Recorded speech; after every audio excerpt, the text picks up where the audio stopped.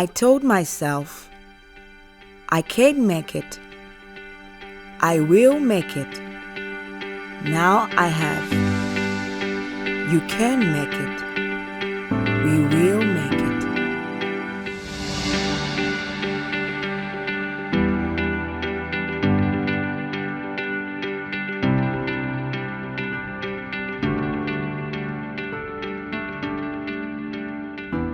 Hello and welcome to another exciting edition of How I Made It. My name is Juliet Mtele.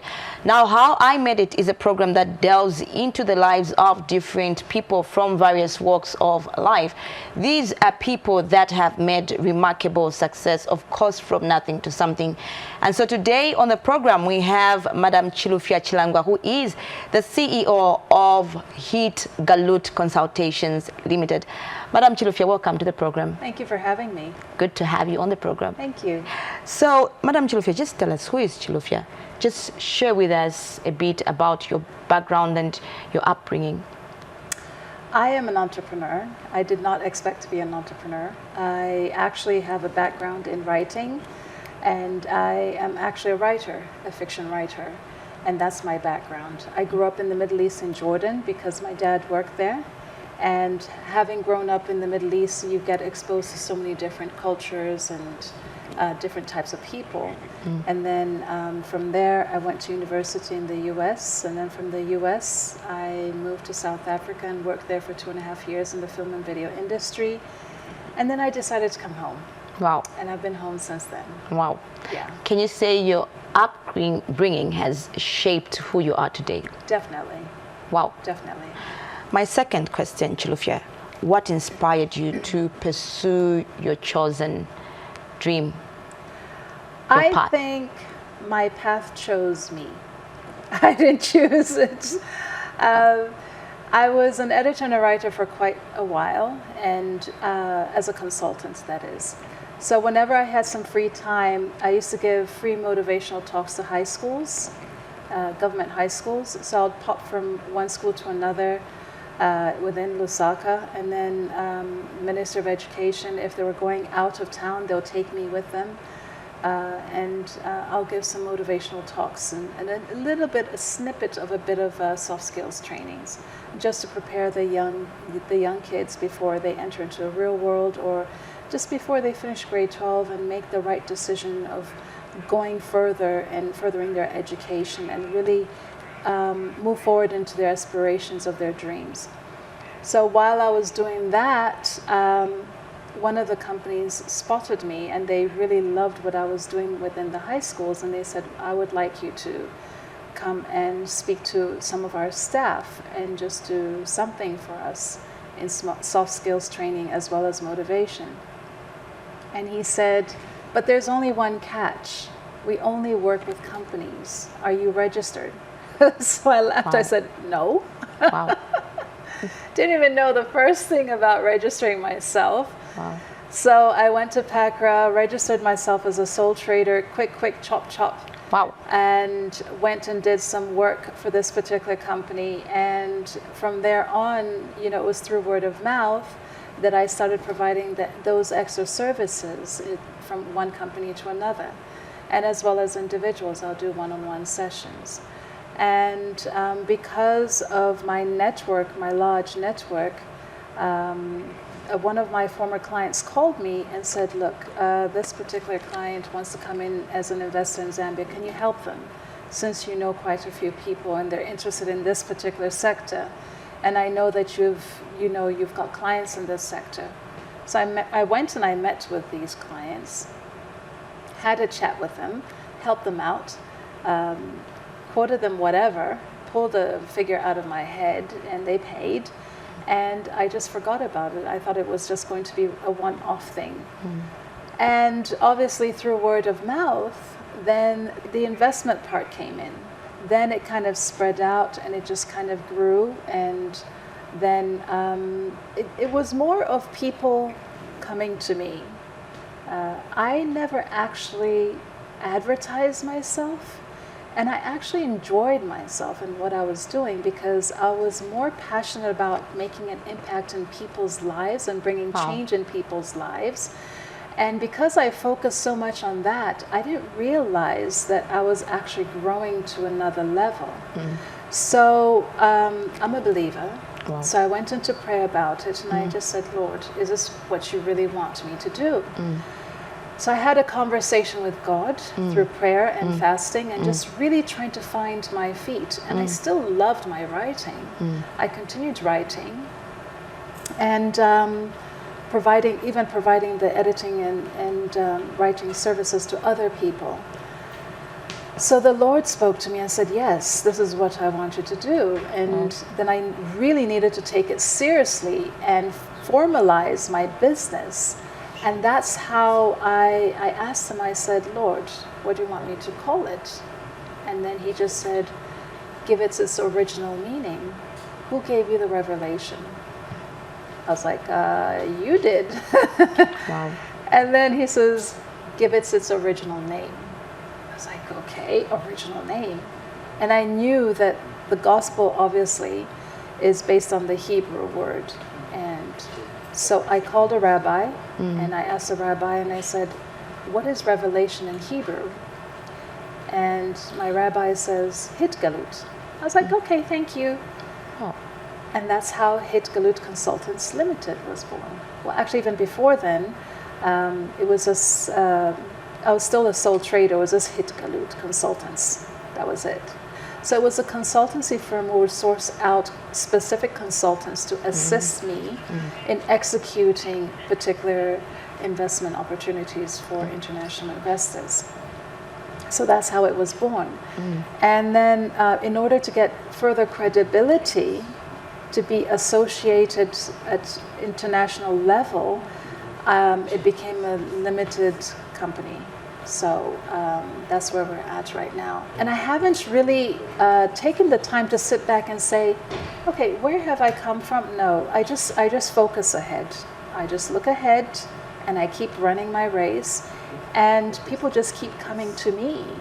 And when I create a platform, an information platform, people ask a lot of questions. So I do a lot of reading, and I pay more attention to what's happening on the news globally, what's happening in different countries, and the different models and the different methods of growing businesses in different countries, and looking at the history of the different countries and the people and the cultures. That is where we learn that a lot of things, they change, but they don't really change as much. There's a saying, the more things change, the more they stay the same. So you're just evolving with the time, but still using the same model. And I noticed that as long as you are who you are, you will always continue to consistently grow your market, as long as you follow the trends of the seasons of those markets. Then you will be up to date with everything else that's around you. Great. I've heard you talk about God and giving you the revelation of your company. So would you say for everything, for us to get to the top, I think God plays a bigger role? A very, very big role. Wow. Because we are spiritual beings. Wow. We're spiritual beings. You can't separate that from yourself. You've got a spirit, soul, and body. And you can develop your body. You can have as much plastic surgery as possible. Okay. You have emotions, which is your personal being. But then you've got that spirit that is within you. That is also part of you. So you've got the spirit, soul, and body. And your soul is what actually belongs to God. And we need to find our center to ensure that we align ourselves and be aligned in being in taking our position on the earth, because He created us to say He created us He created us in His own image. So we're supposed to be replicating who He is. He came on earth and had dominion on earth. How are we not supposed to take dominion on earth? When we do not take dominion on earth, we are not being like God. So we have to be to our best ability, like God, as kingdom people. He is the king, and we follow behind him and try to be as much like him as much as possible by taking dominion in whatever area he's called us to be, and understanding our own personal mandate. If you know your mandate and you know your calling and you know exactly what your purpose is on earth, you are able to grow yourself and take dominion within your sector. And if you do it with passion, everything else will follow you. The finances will eventually follow you. The clients will follow you. Like I mentioned, I don't advertise myself. People follow me or hear about my work and trust me because of somebody else's experience. And that's the kind of model we should be replicating to represent God, the trust. Great. I love that patch, Lufia. It's really inspiring. Now, could you walk us through some of the key milestones or pivotal moments in your journey to success? My journey to success, I think the best things that have ever happened to me was failing. Wow, great. Without failure, I would not have learned to do it better. You know, it's a learning curve. Nobody's perfect. Wow. Nobody is perfect. You are given challenges along the way. As you take those challenges upon yourself, if you fail, then you know, okay, I'm not supposed to be doing it like this. And I also take note of other people's failures. I look at them, I'm like, I am not taking it that way. I'll definitely take a different route. I will not do it the way that person did it. So failure is a great tool to assist us to make us stronger. It is allowed. You build your mental muscle, you build your business muscle, and you build your confidence as well as an individual. You just build yourself. You become stronger, and you can endure any season that may come against you. So what are some of the biggest challenges, or rather setbacks, that you ever encountered along the way? Sure. The challenges have been me being a woman in a male-dominated sector, which is investments. It is a challenge. You have to be one step ahead of the game. You have to work twice as hard. You have to really ensure that your team is also up on the game. They cannot be slacking. And if you see if your teammates are slacking, you got to help them up. It's all about team building.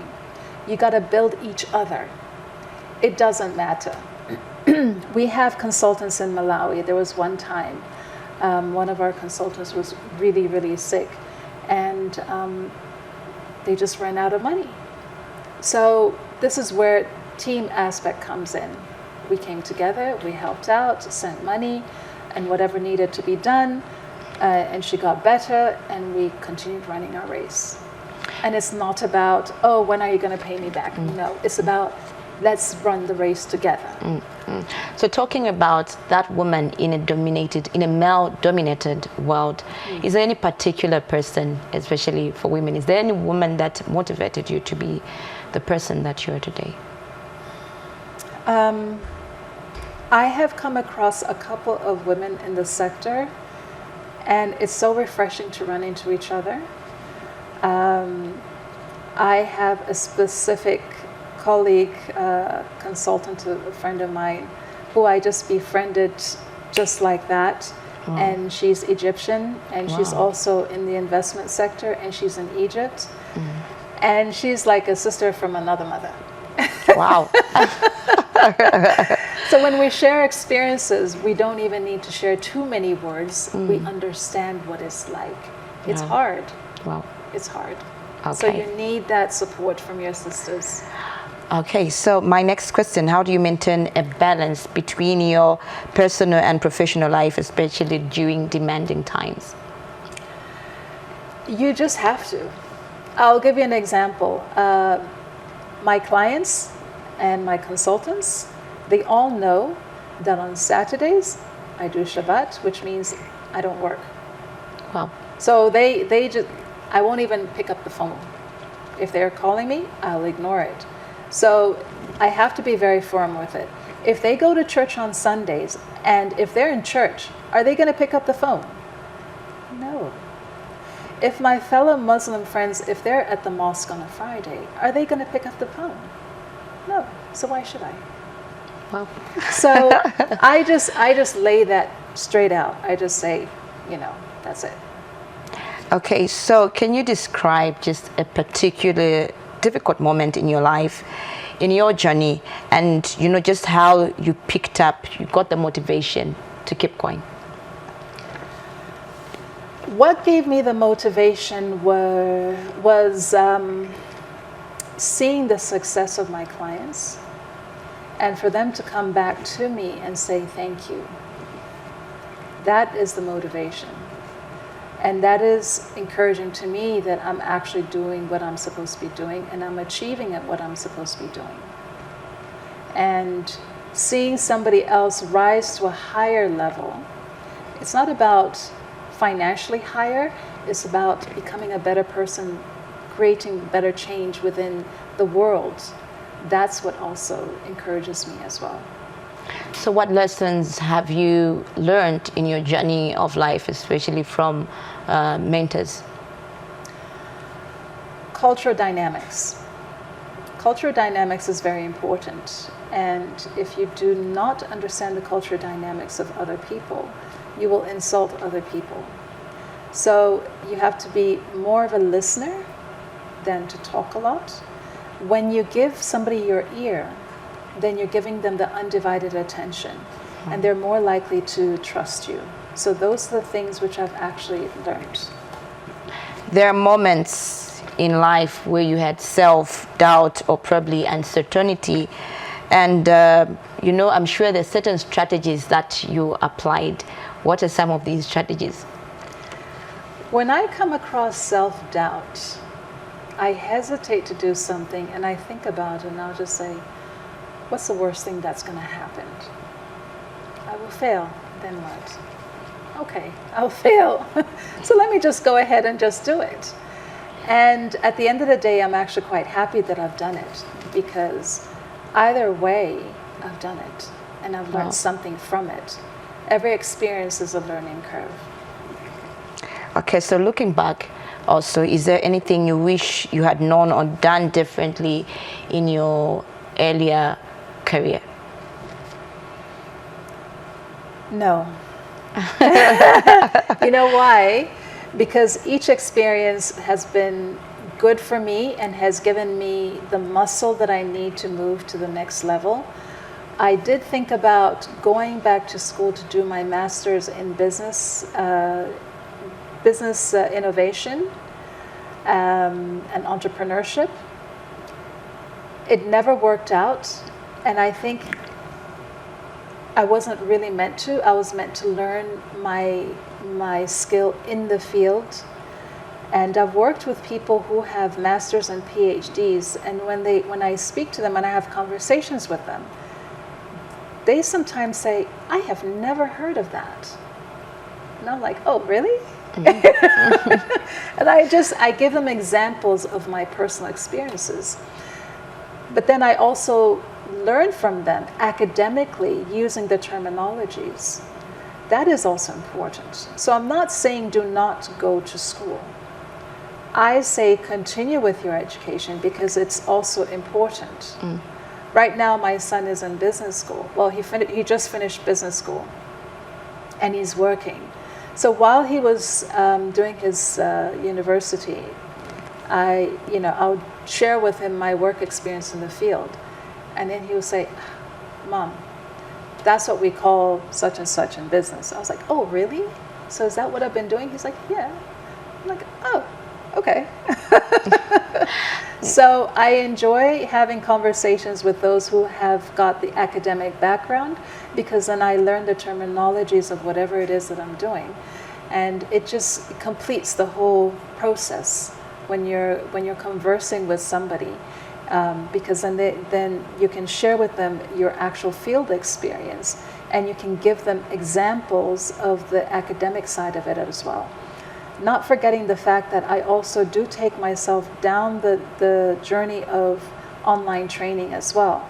That is also important. As I'm growing myself in the field, I still need to touch base with what's out there, the latest information, and just read up a lot more, attend short courses online, and that has actually helped me a lot. I've heard you talk about your son. So before I ask my next question, how do you divide your time, your professional time with family time? Along the way, as a single parent, I always made sure that I had family time. Family time is very, very important to me. And as a single parent, you just needed to strike a balance. Part of my work also comes with entertainment as well as events that come forth. And I always used to try and make sure that they were family oriented. So by making it family oriented, I would be able to take my son to work. And with that, he also gets the exposure. And we also spend time together, and he can ask as many questions as he wants along the way. So I have more control of my work environment, especially with the fact that I work for myself as an entrepreneur. And in my earlier days as an editor and a writer, I worked from home. I could work anywhere, from anywhere, because my work was mobile. And that was the beauty about it. So 10 years of my career as an editor and a writer, I worked from home, which was 10 years of my son's life. So which was good enough for me to actually be at home and lay a foundation for him.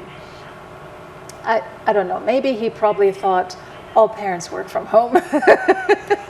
And all parents take their kids to work, I don't know. And it's very different, and I don't think he's ever experienced me working full-time for X number of years. The most I've ever worked full-time when I went into full-time employment, it didn't last. Wow. It did not last.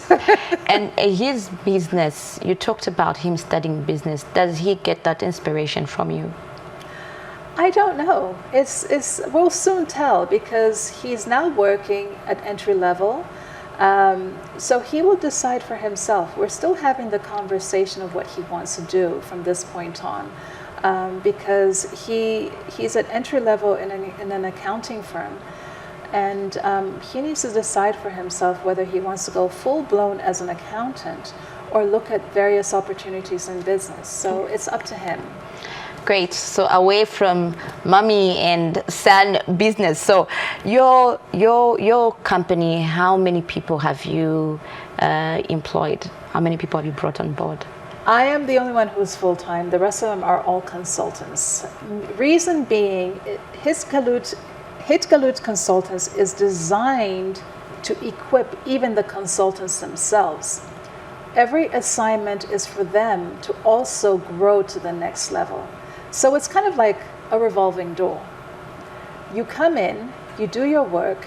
If you feel that your work, I guess you can say your mandate or your vision is in line with our vision, then stick with Hit Galut and work with us consistently. Right now, as we speak, we have 1, 2, 3, 4 consultants. They don't seem to want to go away. Wow. And so we have an agreement. Each one of them has got an agreement as consultants. And I make sure I tell them, if you have your own business, let me know how you want to grow your business, so that when we come across clients, specifically in your sector, we will make sure we attach you. The whole purpose of Hit Galut is to equip and to make kings and queens out of you within your sector. You're supposed to grow. Grow in your area, grow in your field, grow in your career, grow in what you were called to do on this planet. I'm not going to tie you down. I will not tie you down. Because if I tie you down, then you will not grow. Yeah. Then the whole purpose of what Hit Galut is defeats It's vision. Great. So do you have any advice for young people out there, women who want to become just like you? Follow your dream, understand your mandate, understand your calling. When you know that and you're passionate about it, that's the most important thing as well. You're passionate about what you do. Don't focus on the money and how much money you're going to make. All of that will follow you later. Everything just eventually falls in place. As long as you're focused on what you love to do and what you're passionate about, and you understand your mandate and your calling, things will follow you and you will become successful in whatever it is that you do. Great. Madam Chilufya, thank you so much for your time, and thank you so much for that inspiring information. Thank you so much for having me. It's been such a pleasure. Thank you. We've come to the end of How I Made It. We were talking to Madam Chilufya Chilangwa, who is the CEO of Heat Galut Consultants Limited. Thank you so much for your time. My name is Juliet Mtele saying bye-bye and God bless.